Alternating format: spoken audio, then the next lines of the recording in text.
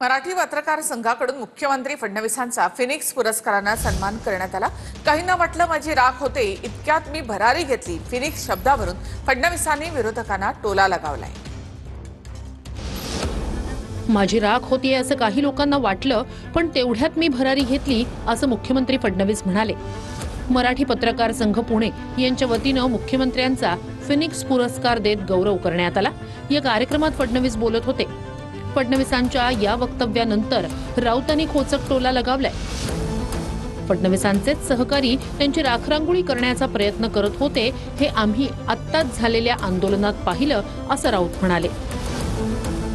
तुम्ही फिनिक्स नाव दिलं तर म्हणजे मी काही राखेतनं उभा झालो नाही, पण अनेक वेळा लोकांना असं वाटलं की माझी राख होते आणि तेवढ्यात मी आपली भरारी घेतली।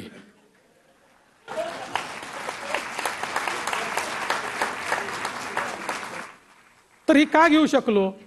कारण जेव्हा जेव्हा राखेचा क्षण आला त्यावेळी त्याला सकारात्मकतेने पुढे गेलो, आव्हानांपासून कधी पळालो नाही।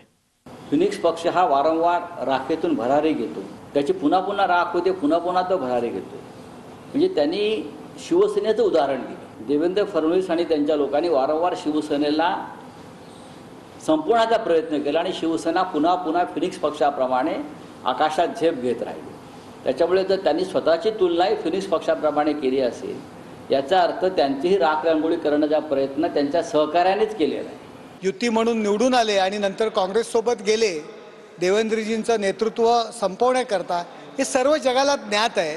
त्यामुळे संजय राऊत यांनी ही भांडणं लावण्याचा प्रयत्न करू नका। आमचं खूप छानपणे चाललेलं आहे। संजय राऊत, आपण आपलं बघा, आपली परिस्थिती काय वाईट आहे, दयनीय अवस्था आहे।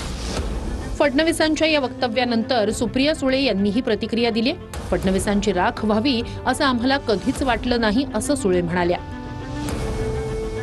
मला कधीच वाटलं नव्हतं त्यांची राख होईल। एक तर राजकारणात कधीच कोणी संपत नाही आणि कोणाची राख होत नाही, हे माझं वैयक्तिक मत आहे।